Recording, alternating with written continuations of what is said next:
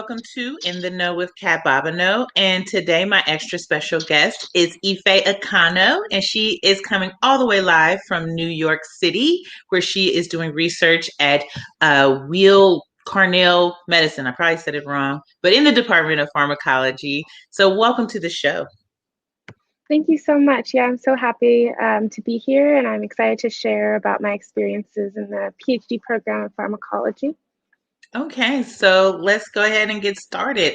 We can just go open it up with what is pharmacology?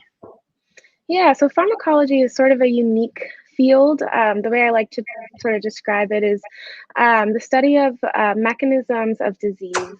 A lot of our research is focused on the mechanism of action of different drugs and how they target their targets and how that relates to the mechanism of disease.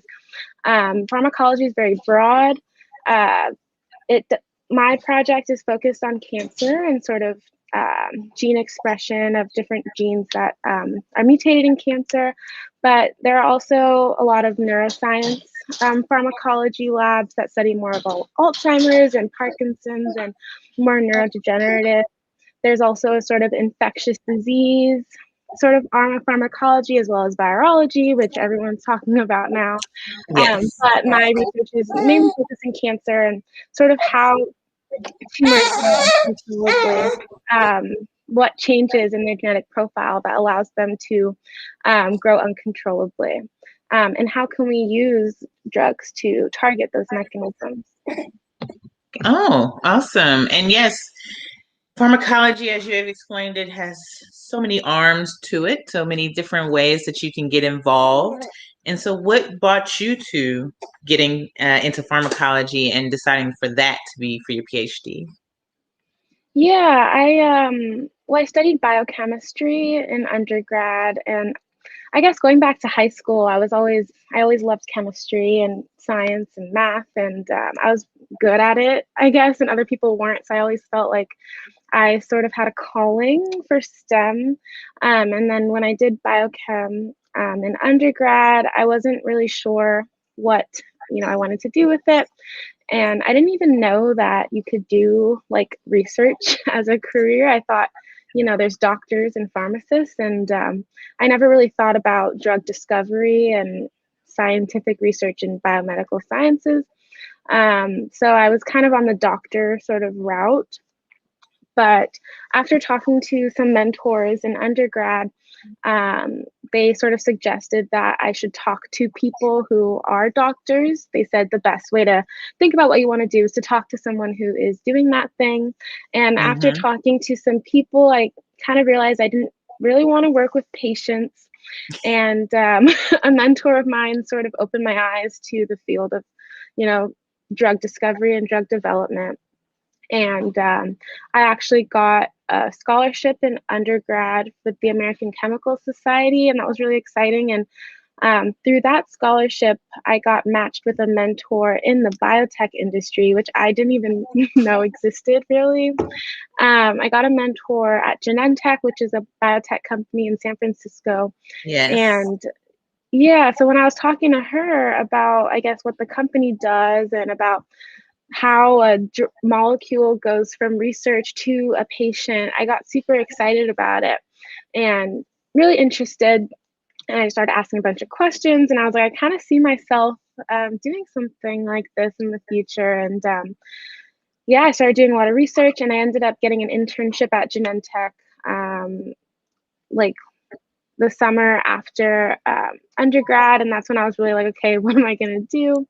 And again, I was talking to people in different departments, and I discovered a passion for pharmacology from talking to people in the pharmacology department at Genentech, and decided that this is something that I am really interested in. I have a very genuine curiosity, and that is sort of like driving my motivation and passion for it. So Well, that's yeah. really amazing. So I know a researcher at Genentech's, a small, small Oh, world. Yeah.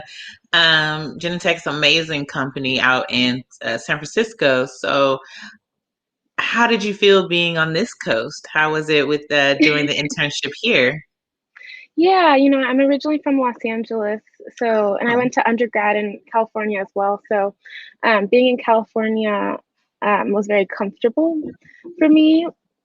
Going to San Francisco wasn't too far from LA. And then when I started this PhD program here, this was my first time ever leaving California, and of course, it's on the other side of the country.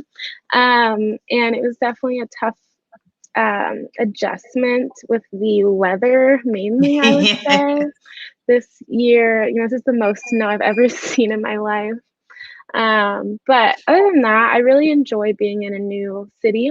I'm excited to expand my network, and I love New York. I think it's really fun. Yeah, I really love it. I've definitely built a community, a support system here. So Absolutely.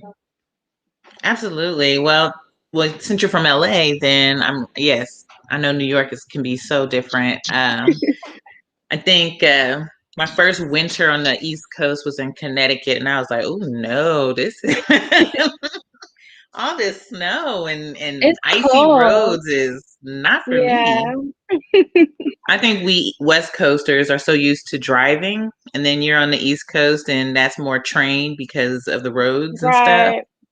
I do miss driving a little bit, but I'm lucky here that I live very close to my lab, so my commute is less than 10 minutes just to walk to the lab. So I don't have to commute far. Well, that's good. Yeah. That's awesome that you don't have to commute very far. But that's great. So right now you are dealing with cancer, right? Cancer cells. What is your research project? What are you trying to see with these cells? Yeah, so my lab, I'm in the lab of Dr. Yael David at Memorial Sloan Kettering Cancer Center, and my lab generally focuses on epigenetics, Mhm. which is a really interesting sort of field. A lot of people think about genetics, and our genes make up who we are. They encode for everything in our bodies, but Right. people talk a lot less about epigenetics, which isn't actually the genes, but it's about the regulation of gene expression. I guess if I had to describe sort of visually what it looks like, our DNA is wrapped around these proteins called Sorry, that's histones. my 3 month old. Sometimes Oh, he I decides he wants to be a totally part get of it. that. I totally get it. Yeah, so DNA is packaged in our chromosomes very tightly, Hmm. and there are many, many mechanisms that regulate how it like opens and closes to express different genes. And these mechanisms are the regulation of these mechanisms is referred to as epigenetics because it's not actually the genes, it's like the regulation of their transcription. Hmm. And this is very interesting to me. I basically study how the chromatin accessibility changes, what makes them more open, what makes them more closed. This is really important for cancer because there are certain genes, of course, that promote cancer cell growth. And if we can sort of figure out what the epigenetic mechanisms are that cause the chromatin to be more open in the cancer cells for that gene, that can Hmm. shed light on different ways to target it.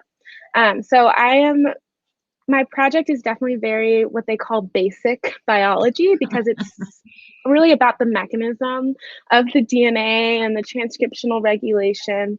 But I do work with cancer cells and I look at their DNA and their genes and different sort of epigenetic targets within the different cancer cells. I'm I don't gonna know if have I may to. have lost you there, but I'm No, happy to no, no, answer any questions about it. It's very complex. no, no, no. My guest yesterday, I think her I know her degree was in biomedical sciences, and I want to say she was doing epigenetics as well, but hers was more Wow. when she was doing research, it was via autism in Okay. vitro mice, as I had mentioned before we started. And I was trying to remember what she was saying yesterday, because when you brought up epigenetics, and she just might be someone that you can talk to. I mean, Yeah. she's right now in Georgia, but her basis is in DC. And Oh. so she's transitioned from doing research to now doing reading papers in microbiology and Right. on the ethics side and making sure that Huh. it's make sure the papers are correct. And That's she's very been, important. yeah, she's been bombarded with the COVID papers. So I was I trying see. to like, oh, these two would be like a good people to me, you know? This is That really sounds good. great.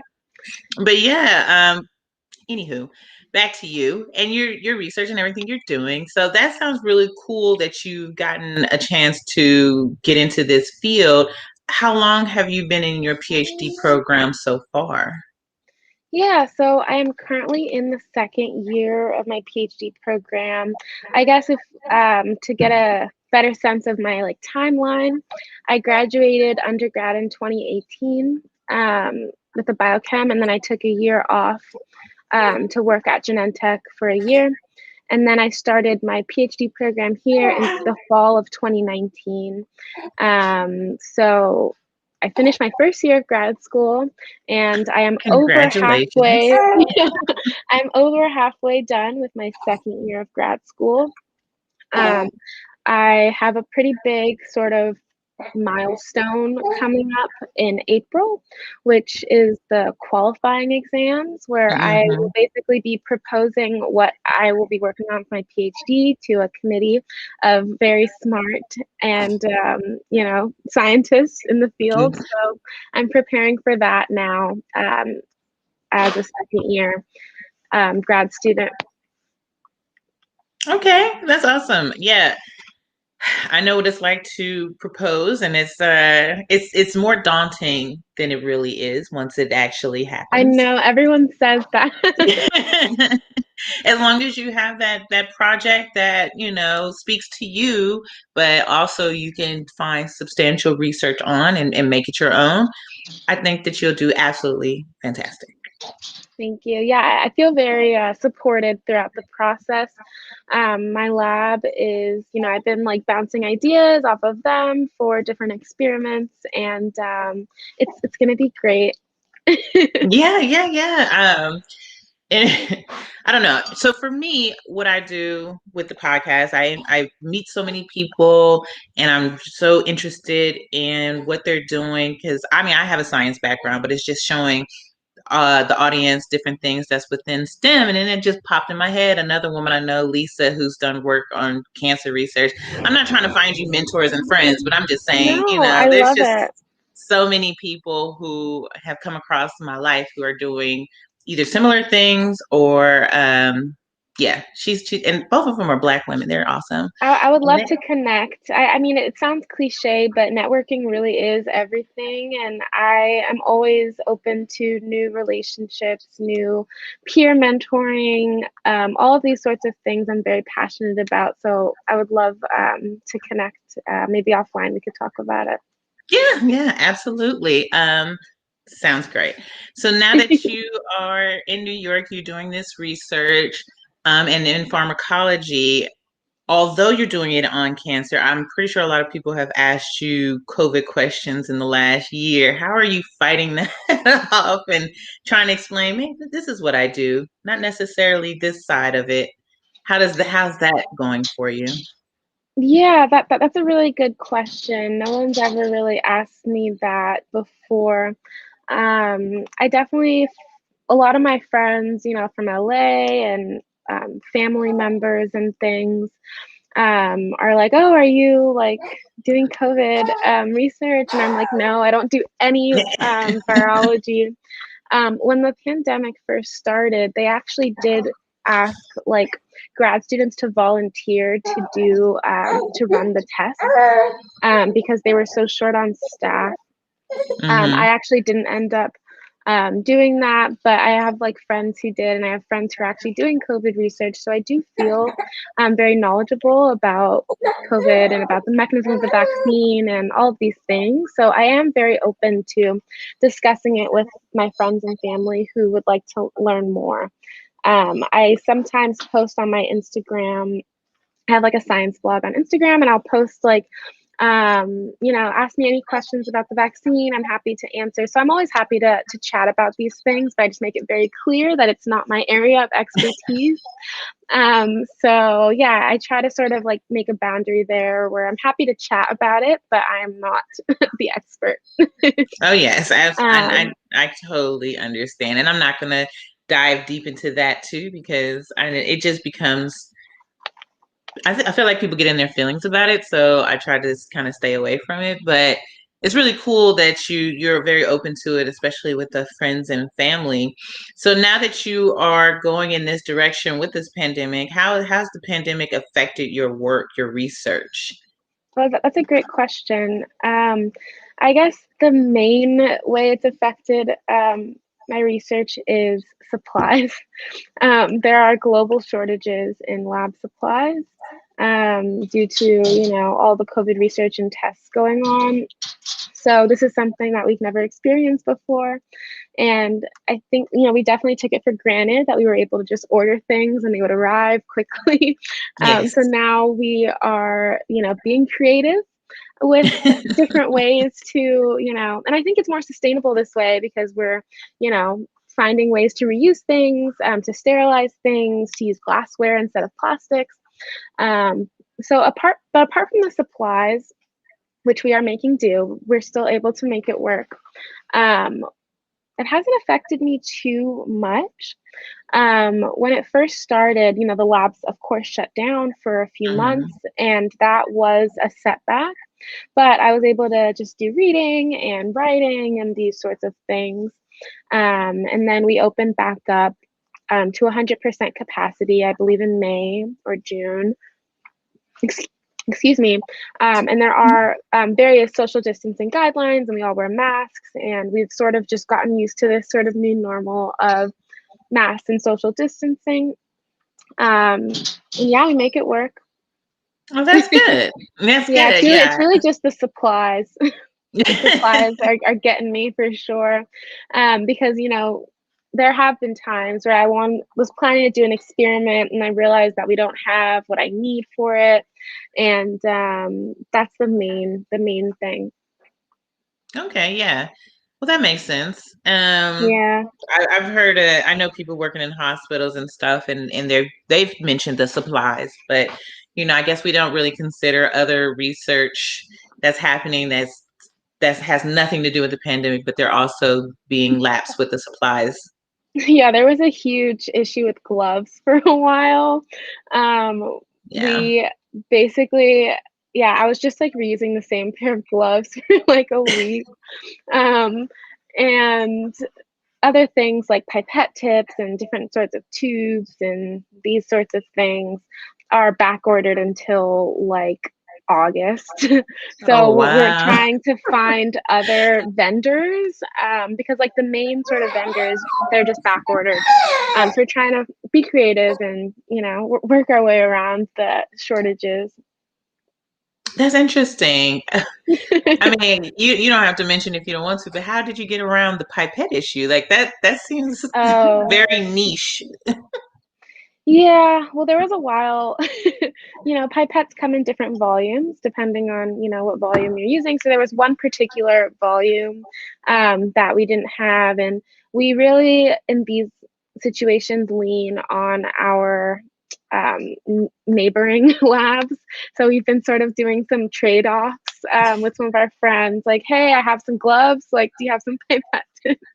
And we sort of are just collaborating in a sense with others. We also were autoclaving tips, which is basically a way to like Mhm. sterilize tips because we ran out of tips that were specifically for the tissue culture hood, which is a sterile environment where we work with the cells. So yeah, just that sort of thing. But we can't be too creative with the tips. You either got tips or you don't.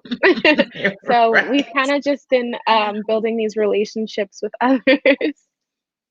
That's cool. That is really cool. Yeah, I mean, I guess it's a way the pandemic bringing labs together. So, Definitely, definitely.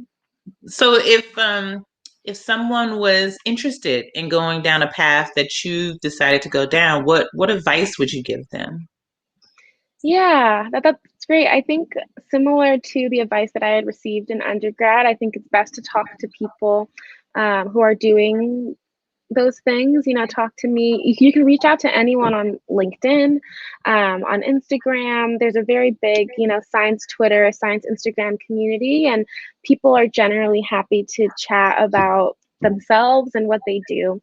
Some of the questions that I typically ask someone when I'm facilitating these sort of discussions is like, what is your day-to-day typically like? What do Tell me about your career journey to get to where you are. What do you love about your job? What are some biggest challenges that you face? And I ask questions like this to sort of get a sense of what it's actually like to do that. So it's really good to talk to people, building connections. Like I said, I think networking really is everything, and mentorship. For people who are interested in careers in STEM, you need to have a mentor to really be the most successful. I think if you don't have one, it's a good time to start thinking about who you could maybe recruit to be a mentor. Even if you do have one, it doesn't hurt to have more than one. I think it's hard to do it alone, and I definitely didn't do it alone. I had several mentors along the way. Mm-hmm. So talk to mentors, talk to people who are doing those things, and seek research experience. It's a little bit tough these days, but you could still reach out to labs and maybe join some lab meetings, do some literature search. There are ways to participate with labs virtually to kind of get a sense of what it's like. There are a bunch of summer opportunities that have applications now for undergrad and high school students, so those could be great ways to sort of get your foot in the door. I think getting these experiences are really key to really deciding if it's right for you, and if it is right for you, having the connections to make it happen. Absolutely, absolutely. So at this time, I just remind everyone that we are currently live on Facebook. This is In the Know with CaT Bobino, and my guest is Ifeh Akano. She's coming all the way from New York. So if you have questions, comments, feel free to put it in the chat. I know that we're live on multiple channels, but I will see all of them directly on my app that I am using. So thank you for joining us today. So back to you, Ifeh. When if somebody, do you feel like your degree in biochemistry is what's helped you with the pharmacology, or are there other degrees that you think people can aspire to that can also take them down that route? I think both are true. Pharmacology, like I said in the beginning, is very broad, um, but the sort of arm of pharmacology that I'm involved in is very biochemistry based, because it's about DNA and proteins and all these biochemical mechanisms. So my degree has definitely prepared me to sort of pursue this sort of field of mechanisms of disease and cancer biology and cell biology and all of these things. I will say though, I think people with a chemistry degree can also do a pharmacology sort of graduate program and work more in like a synthesis sort of lab. There are labs Mm-hmm. here that are more involved with synthesis and more chemistry based. People with a biology degree can also do pharmacology, and they just won't have the sort of chemistry background. But pharmacology is definitely a sort of a subcategory of biology and biochem. Apart from these biology and chemistry degrees, I think maybe someone with like a toxicology sort of undergrad route, which I've seen before, is also relevant, as well as maybe a microbiology um, sort of thing, possibly public health. And I guess these are sort of the main fields that most of our graduate students come from. Okay, good. So what is your goal with your PhD? What do you want to do with it once you've accomplished it? Uh, I That's something that I'm still deciding on. Um, there are two sort of like traditional paths that people take, where one is to stay in academia and start their own lab, which to get there you would do a postdoc or like a postdoctoral fellowship, which is basically just a research project that's like after your PhD, but like not quite your own lab yet. Mm-hmm. So for that path, I would look for a postdoc and apply for faculty positions and try to think about what my own lab would work on. The other sort of path is to work in the biotech industry, which is, what I kind of did before this. And I loved it, I must say. I really loved working in the industry. I thought it was really fun. And I really I love genetics a lot. So I'm definitely leaning towards going back to the biotech industry, which I could also do a postdoc in the industry as well. So I'm leaning towards that. I guess while I'm talking about career paths, I will say that those are not the only two paths. People do all sorts of things. After a PhD, those are sort of just the traditional ones. But there are all sorts of things. I definitely want to stay in research. I Mm-hmm. really, like I said before, I have a very genuine curiosity for these mechanisms. I want to know. Like, I really just want to know the truth. Right. So I believe that I'll stay in research for sure. And if I'm going to stay on the East Coast or West Coast, I'm not sure. When I first came here, I was like, oh, I'm for sure just going to go back to California after. But I actually love the East Coast, so I'm not quite sure where I'll be, but I'll definitely be doing research still. Okay. Well, there are some Californians who end up loving the cold.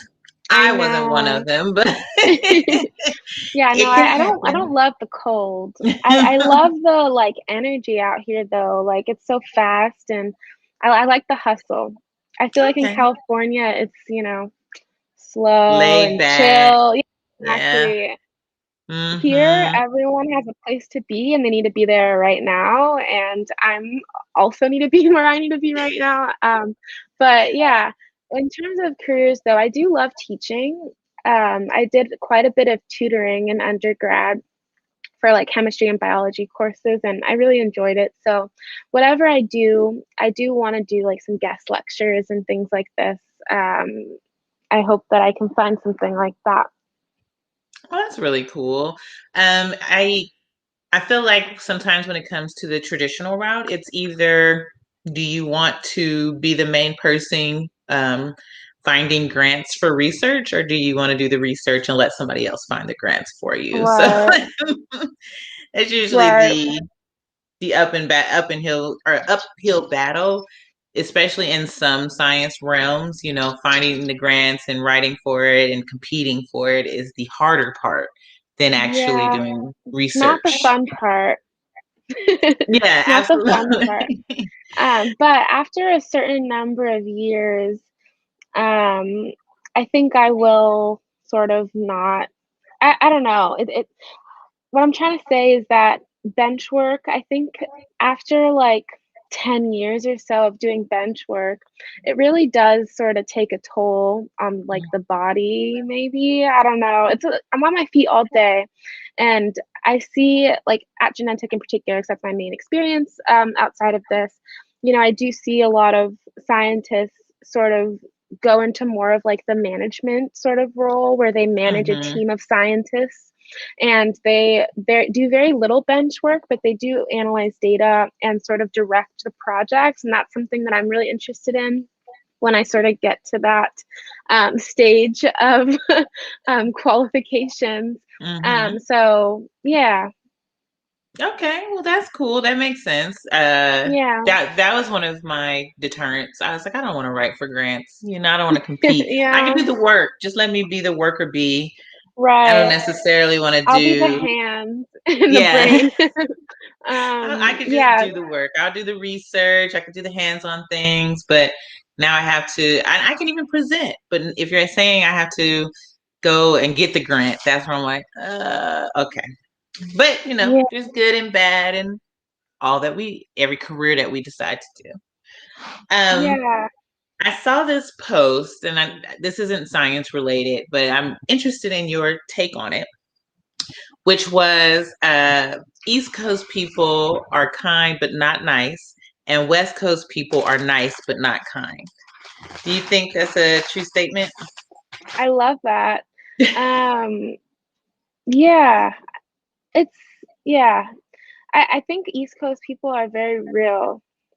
Like if they're not happy to see you, they're not gonna smile. They're just If they're not no. happy to see you, then they're not gonna smile. And I feel like on the West Coast, it's very smiley and cheery and oh Hmm. my God, hi, like how are you? Like type of stuff. And here it's very straight to the point. But they're not mean. So I do really like that. I really like that quote because there's sort of before I moved here, people were like, oh, they're so mean in New York. Like, Hmm. they're going to be so rude to you, whatever. And it did take some adjustments for me to like just realize that they're being very real and like they're not as friendly, I guess, to new people, but they are very kind for sure. I really appreciate the like genuine honesty over Hmm. some of the like fake, happy, nice. Yeah, I really love that quote. I'm definitely gonna share it to others. Yeah, it was like, if you have a stroller and you at some stairs, a New York person will just grab the stroller for you, help you down the stairs and walk off and won't even say hi. They just, here's help, and we're out the way. Whereas a West Coast person would be like, "Oh my God, are you okay?" And then and go about their business. Yeah, everyone out here is in a rush, and that's something that, I definitely had to just accept and realize. And like one sort of piece of advice that someone told me when I first moved here is to like if everyone's moving quickly, everyone's walking quickly, and if you want to stop and smell the roses, that's fine, but step to the side. Like step to the side and let them go. And I realize that now that I'm like more accustomed to it, I hate it when people just stop or slow down in front of me. So now I really understand that sort of. You gotta just pull over. It's like driving. Yeah. No, I'm a West Coast through and through, and I still feel that way. Just scoot over. Yeah, move. Yeah. Get out the way. It's fine. I'm not stopping you from doing what you're doing, but you're stopping me Yeah, from doing what I'm doing. So please exactly. That I go think over. is one of the most important things to know for anyone who wants to come to New York. Just move to the side. That's it. That's it. Just kind of just scoot out the way. And Kindly, I, yeah. I love my East Coast friends because they are very honest and truthful. And I'm just like, just tell me what's going on. I'd rather Hmm. you do that than smile in my face and be like, oh, Yeah. everything's peachy and flowers. And it's really not. Yeah, I do love California. It's just so apparent, these differences. It's very clear. Very, very clear. So then I know that we were saying you have different pathways, but where do you see yourself in like the next 5 years? Yeah. Well, so a PhD is not really a set amount of time in my field. Mm-hmm. It's kind of just however long it takes for you to finish your PhD. Um, and I predict that it'll take me 5 years. It might take six depending on how things go, but around 5 to 6, and I'm in my second year now. So Okay. a few more years here. Um, I guess once I get into my fifth year, then I will start, or maybe my fourth to fifth year, I'll start going to career fairs and things like this. Conferences, things. Mhm. Exactly. Yeah, I'm going to definitely going to be going to conferences sooner, but in terms of a postdoc, this is something that I've been thinking about quite a bit lately. Is if I want to do a postdoc or not, and I'm not really sure yet. I don't love the idea of a postdoc because you get paid very little. Mm-hmm. And when you're a postdoc, you're an adult. I mean, you're an adult in grad school too, but like when you're a postdoc, you're a little older. A lot of people start, having a family, whatever it may be.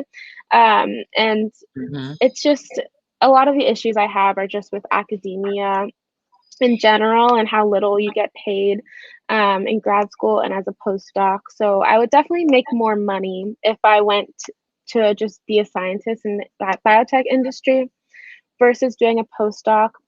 But if there is a scientist that like a lab that I sort of am like super interested in and I sort of have like a lab crush on them and I would love to work in their lab and I network and sort of find something like that, then I would do a postdoc. Like I would do a postdoc if it was like a very, very good lab. So I'm open to it. Yeah, So I will be figuring that out in the coming years. that's cool. Yeah, I think I've been doing this for a while, but then I'm also in science, and I know a lot of people in science, and Yeah, I've heard the stories of postdocs from good to bad to horrible, and it's like you said, but you have to find the right lab if you're yeah, going to do the postdoc, and it has to right. be um, hopefully someone you've already generated a connection with before you graduate, Definitely. because Definitely. you don't want Yeah. to, especially fly to a new state, do a Yeah. postdoc there, and then the lead scientist is not on the same page as you, and things get lost in the shuffle and in communications. And I've heard the stories, and so I just say good luck with that. Yeah, I mean, someone once told me something that I've realized now isn't totally true. But they told me that your PhD is nothing without a postdoc, is what they said. Mm, And now that I'm here and I'm sort of seeing, what it's really like, um, that's not fully true. A PhD is not mm-mm. nothing without a postdoc. It's still a PhD. But if you want to have your own lab and be a faculty, then it is kind of true. It doesn't, you're not really, you don't have a chance without a postdoc because everyone else has a postdoc who you're competing against. Right. So it's definitely something to consider. And I'm really thankful to be here because there are all sorts of career events and there's a whole like career office with all these counselors and they Mm-hmm. have like a biotech club and a consulting club and a something about like business bio venture club. So there are all sorts of different ways for me to tap into my interests and see what my calling is. So once I finish my proposal and sort of get my project going, I'm definitely going to start like dipping my toe into all these different things and seeing what calls me. Yeah, and one of the major things that I've always heard, and people have always been have had positive things to say, is just being open to experiences. Right. One lady that I spoke to, she had her degree in oceanography, and Ooh. she was doing research in on research boats, but she ended up actually working for Google Earth Huh. and doing the research for Google Earth that actually has an underwater component to it that I didn't know existed. But you can Whoa. go to Google Earth and look at reefs and things like that under the Wow. water. And but that was her job. So, most people don't think science can intersect tech, but it Right. can, because these jobs, you just never know what kind of job you're going to get. So I just leave that with you, because we've spoken on the Yeah. traditional routes, but there are untraditional routes that can take Yeah. you all over the place, all I'm over. gonna check that out after this. I never knew that. That's awesome. Yeah, me either. I was like, that's one of the great things about doing this podcast, is meeting new people and then learning new things. And so Of that was one of the course. things that I learned. But anywho, pre-pandemic, what is something we would have found Ife doing outside of the science world? Yeah, so I really love fitness and, yoga and Pilates. I used to go to all sorts of classes. I love like hot yoga where it's like Mm-hmm. 95 degrees in there and it's really hot. I really love those classes. I used to go at 6 a.m. actually, to 6 a.m. hot yoga. I found a really awesome studio in New York that I loved. So stuff like that. I also trained capoeira, which is a Brazilian martial arts sort of dance. Uh, Mm-hmm. you're familiar? Yeah. So I trained capoeira for a while, and that's something that I really enjoyed doing, and I hope to get back into it. It's really tough these days, especially with the cold. But I think when it starts warming up, then there will be more like capoeira in the park sort of thing Mm-hmm. going on. But yeah, so I like to be active. I like to hike. I like to go to the beach when I was, on the West Coast. And on the East Coast, though, I love the park. I could just go with my blanket, my yoga mat, and a speaker and a book and just be there all day. Some snacks, that Mm-hmm. sort of thing is my happy place. Yeah, That's really cool. I love it. I love to watch capoeira. I've never done it, but I it's do tough. like to watch it. It Yeah, is a it workout. it doesn't look like it because it's the dancing aspect of Right. it. Doesn't look like it's tough, but the people I've met say, "Oh yeah, it's definitely a workout." Yeah, it really takes a toll on the body. It's really tough, but it's so fun, and there's a community aspect because you're a part of a group, when you do capoeira with a certain group. So it was really fun, while it lasted. I hope to get back into it for sure. Yeah, Uh, yeah. And I'd see it at our Lake Merritt Park and see everyone oh, doing yes, it. You just kind of just yes. sit there like, oh, this is really It's nice. beautiful. Yeah, and the music too. There's a huge music aspect to it. Super fun.